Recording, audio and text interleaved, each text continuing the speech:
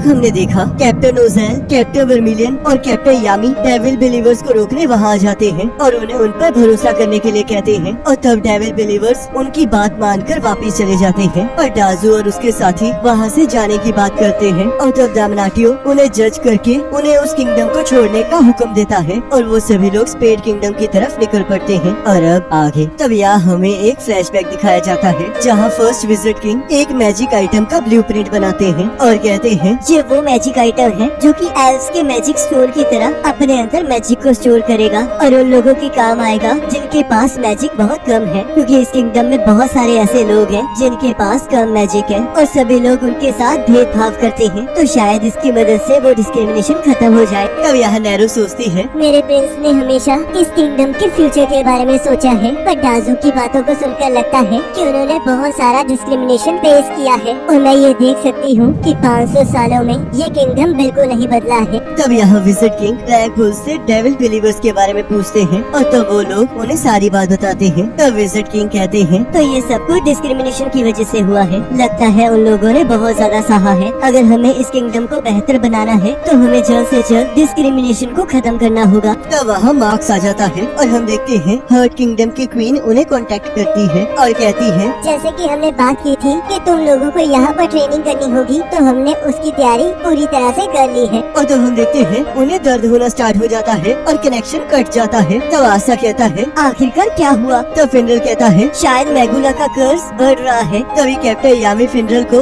सभी को वहाँ ले जाने के लिए कहते हैं। तब उनके जाने से पहले विजिट किंग नैरो को वहीं रुकने के लिए कहते हैं और वो सभी लोग वहाँ से चले जाते हैं। तभी यहाँ विजिट किंग नैरो को अपने साथ लाइब्रेरी चलने के लिए कहते हैं और यहाँ ब्लैक बुल्स हर्ट किंगडम पहुँच जाते हैं और गाजा उन्हें रोकने वहाँ आ जाता है और कहता है तुम लोग यहाँ पर बिना परमिशन के घुसे हो, तो इसलिए तुम्हें इसकी सजा भुगतनी होगी। तब कैप्टन यामी कहते हैं हमारे विजिट किंग जल्दी तुम्हें कांटेक्ट करने वाले हैं, इसलिए थोड़ा वेट करो। तब गाजा को उनके वहाँ आने की इंफॉर्मेशन मिल जाती है और तब वो उन लोगों को क्वीन के पास ले जाता है। तब यहाँ क्वीन को देखकर फिनरल सोचता है ये तो सच में किसी परी से कम नहीं है, पर रुको मुझे तो बदलना है ना, ऐसे तो मैं कभी भी मिस्टेरियस से शादी नहीं कर पाऊंगा। तब क्वीन कहती है आखिरकार तुम लोग यहाँ क्या कर रहे हो? तब आस्था कहता है हमें लगा कि आप कर्ज की वजह से दर्द में हैं, तो इसलिए हम लोग आपको चेक करने के लिए यहाँ आ गए। और तब यहाँ उन्हें पता चलता है कि वो सिर्फ एक पेट दर्द था। तब कैप्टन यामी कहते हैं तो इसका मतलब यहाँ पर कुछ सीरियस नहीं है, तो मैं वापस जाना चाहता हूँ। और वो वापस चले जाते हैं। तब क्वीन कहती है जैसे कि मैं बता रही थी, तुम्हारी ट्रेनिंग की सारी प्रिपरेशन कंप्लीट हो गई है। और तभी उन्हें एहसास होता है कि उनके ग्लासेस गुम हो चुके हैं। तब वाटर स्पिरिट नोटिस करती है कि अब उनके पास कोई भी चश्मे का पेयर नहीं बचा है। तब आस्था कहता है तो चलो फिर हम आपके चश्मे को ढूंढने में मदद करते हैं। तब क्वीन कहती है इसकी कोई जरूरत नहीं है, क्योंकि मैं जानती हूँ कि वो कहाँ है। और तब वो अपने मैजिक को यूज करके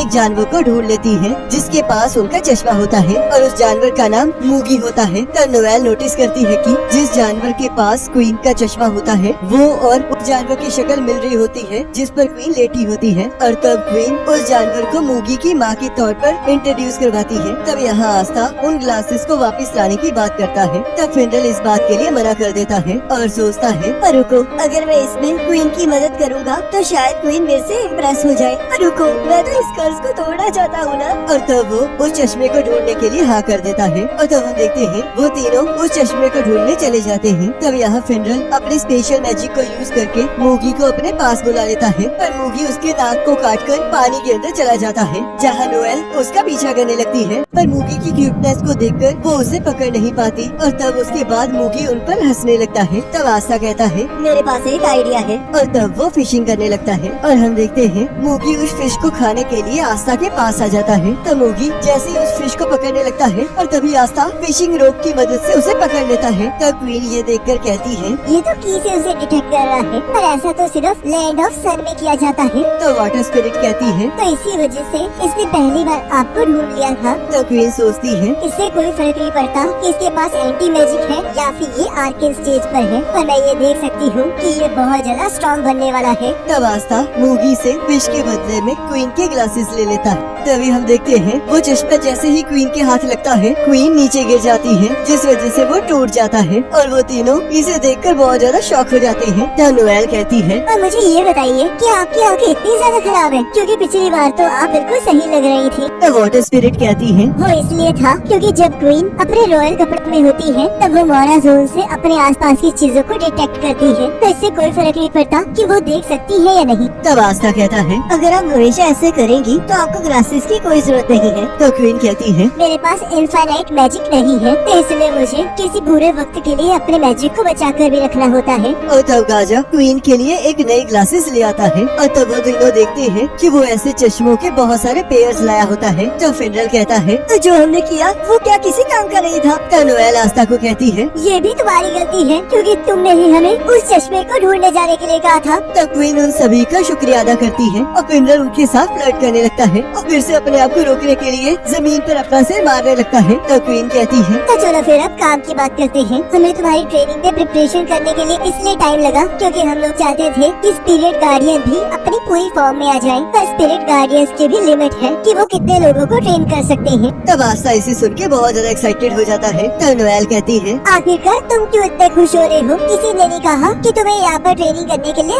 सिलेक्ट किया जाएगा। तो क्वीन कहती है, आस्था और नैरो दोनों आर्ट के स्टेज पर हैं, तो उन्हें यहाँ पर ट्रेनिंग जरूर करनी होगी। तब आस्था कहता है, तो क्या इसका मतलब विजिट किंग और कैप्टन यामी भी यहाँ ट्रेनिंग करेंगे? तब गाजा कहता है, वो लोग पहले से ही बहुत ज्यादा ट्रेंड है, तो हम उन्हें और ज्यादा नहीं सिखा सकते। तब क्वीन कहती है, और तुम्हारे कैप्टन को देखकर मुझे लगता है कि उन्होंने पहले ही डिसाइड कर लिया है कि उन्होंने ट्रेनिंग कहाँ करनी है। जिसे सुनकर वो तीनों शॉक हो जाते हैं। तब यहाँ विजिट किंग नैरो को लाइब्रेरी ले जाते हैं, जहाँ पर नैरो चाबी खो जाने की वजह से वहाँ का गेट खोलने लगती है। तब वो वहाँ उस लाइब्रेरी के अंदर फर्स्ट विजिट किंग की बुक को देखती है। तब विजिट किंग उस बुक को पढ़ते हुए कहते हैं, तुम्हारा असली नाम सैकरे है ना? और मैं देख सकता हूँ कि इस बुक में तुम्हारा जिक्र है। जब इस आइटम के बारे में लिखा गया था तब उनके पास वो टेक्निक नहीं थी जो उसे पूरा कर सके, तो इसलिए अब मैंने मैजिक आइटम रिसर्च लैब में इसे बनाने की रिक्वेस्ट भेज दी है। और अगर ये चीज बन जाएगी तब डेविल बिलीवर्स और उनके जैसे लोगों को कोई दिक्कत नहीं होगी। जिनके पास पावर है और जिनके पास नहीं है, उन लोगों के बीच में डिस्क्रिमिनेशन की वजह से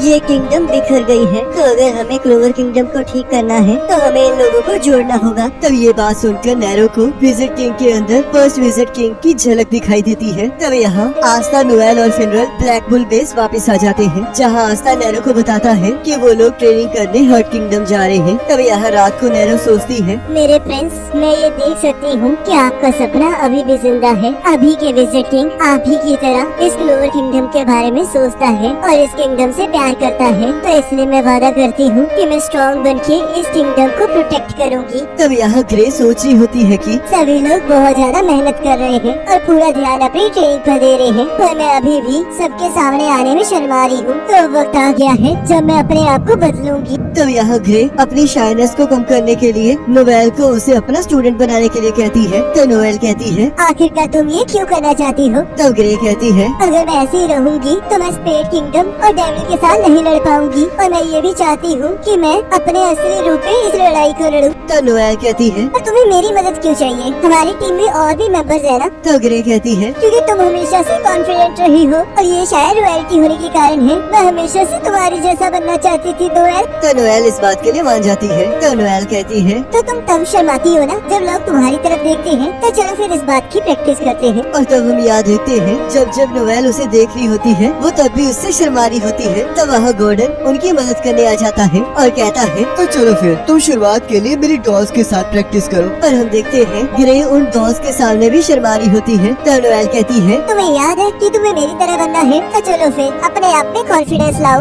और तब वो अपने आप को नोएल में ट्रांसफॉर्म कर लेती है, जिससे कि उसके अंदर कॉन्फिडेंस आ जाता है। पर नोएल ऐसा करने से मना कर देती है और कहती है, तुम्हें मुझ में ट्रांसफॉर्म नहीं होना है, तुम्हें बस मेरे कैरेक्टर में ढल जाना है। और तब वो नोएल की तरह एक्टिंग करने लगती है। पर नोएल उसे ऐसा करने से भी मना कर देती है। तब गॉर्डन उसे आस्था की एक्टिंग करने के लिए कहता है और हम देखते हैं ग्रे कॉन्फिडेंस के साथ उन डॉल्स के साथ बात करने लगती है, पर वो फिर भी शर्माने लगती है। तब गॉर्डन कहता है, तुम्हें अभी इस वीकनेस को खत्म करने में वक्त लगेगा। और तब वो दोनों ही उसे कुछ नहीं सिखा पाते। और तब वो गोश्त बनके गोश्त से मदद मांगने लगती है। तब गोश्त कहता है, ये मेरा काम नहीं है, तो यहाँ से भाग जाओ क्योंकि मुझे तुम्हारी मदद करके कुछ नहीं मिलेगा। तब ग्रे कहती है, तो फिर ठीक है, तुम इसके बदले में मुझे कुछ भी करने के लिए कह सकते हो। और तब गोश्त उसे मैरी में कन्वर्ट होकर कुछ डायलॉग कहने के लिए कहता है। और ग्रे इस बात के लिए मान जाती है और तब गोश उसकी मदद करने के लिए उसके आसपास बहुत सारे मिरर ला देता है और कहता है, इसमें से मैं तुम्हें सारे एंगल से देख रहा हूँ, तो चलो फिर कॉन्फिडेंस लाने की कोशिश करो। और तब वो फिर से आस्था की तरह एक्टिंग करने लगती है, पर वो किसी काम नहीं आती है। तब गोश वहाँ से चला जाता है और हम देखते हैं वहाँ से एक बटरफ्लाई गुजरती है जिससे ग्रे हिप्नोटाइज हो जाती है। तब गोश उसे अलग अलग चीजें करने के लिए कहने लगता है और उसे एक टर्टल बनने के लिए कहता है जिस पर किसी चीज का कोई असर नहीं होता। और हम देखते हैं ऐसा करने पर ग्रे कुछ रिएक्ट नहीं कर रही होती और तब वो उसे दोबारा से ह्यूमन में कन्वर्ट होने के लिए कहता है, पर अपने माइंड में टर्टल बने रहने की सीख को याद रखने के लिए कहता है। और तब हम देखते हैं ग्रे के अंदर कॉन्फिडेंस आ जाता है। तब गोश उसे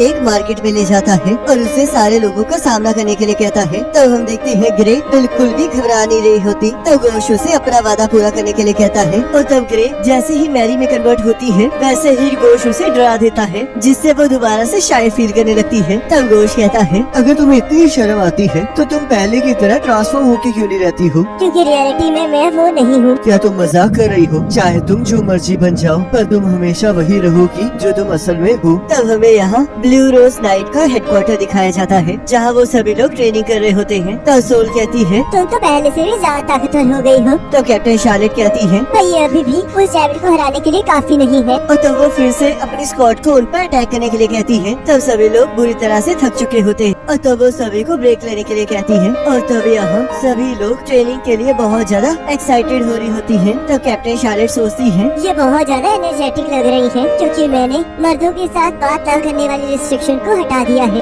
तब यहाँ वो सभी लोग स्पेड किंगडम की लड़ाई के बाद अपने अपने बॉयफ्रेंड के साथ घूमने जाने की बात करने लगती है। तब कैप्टन शार्लेट सोचती है, चाहे इनके मोटिव जैसे मर्जी हो, पर शुक्र है कि ये लोग ट्रेनिंग करने के लिए बहुत ज्यादा एक्साइटेड है। तब सोल उन सभी को चुप रहने के लिए कहती है। तब एक लड़की कहती है, तुम हमारी बात छोड़ो, शायद ऐसे भी हो सकता है कि ये सब कुछ खत्म होने के बाद कैप्टन शार्लेट भी कैप्टन यामी के साथ डेट पर जा रही हो। तब वो सभी लोग कैप्टन शार्लेट से उनकी और कैप्टन यामी के रिलेशन के बारे में पूछने लगते हैं जिसे सुनकर वो शर्माने लगती हैं। तो सभी लड़कियां उन्हें ये यकीन दिलाने लगती हैं कि कैप्टन यामी उनके होके रहेंगे और पूछती है कि क्या आप उनके साथ डेट पर जा रही है। तो कैप्टन शार्लेट मना कर देती है और सोचती है, वैसे तो पिछली बार मैं उसे डिनर के लिए पूछने वाली थी पर मैं हिम्मत नहीं जुटा पाई। और कहती है, इस टाइम हमें डेविल के साथ लड़ाई के बारे में सोचना चाहिए। तब होली कहती है, ये लड़ाई सही मौका है क्योंकि इसमें आप दोनों को एक दूसरे की जरूरत पड़ेगी जिससे कि आप दोनों बहुत ज्यादा करीब आ सकते हैं। और तब वो सभी लड़कियां कैप्टन यामी और कैप्टन शार्लेट की हैप्पी लाइफ के बारे में कहने लगती हैं। तो कैप्टन शार्लेट कहती है, अभी ऐसा कुछ नहीं हो रहा है तो इसलिए इन सभी चीजों के बारे में सोचना बंद करो क्योंकि इस टाइम खतरा हमारे सिर पर मंडरा रहा है तो इसलिए हमें उसके लिए ट्रेनिंग करनी होगी। और तब उनकी बात सुनकर सभी लड़कियां बहुत ज्यादा एक्साइटेड हो जाती हैं। तो यहाँ कैप्टन शार्लेट 5 लड़कियों को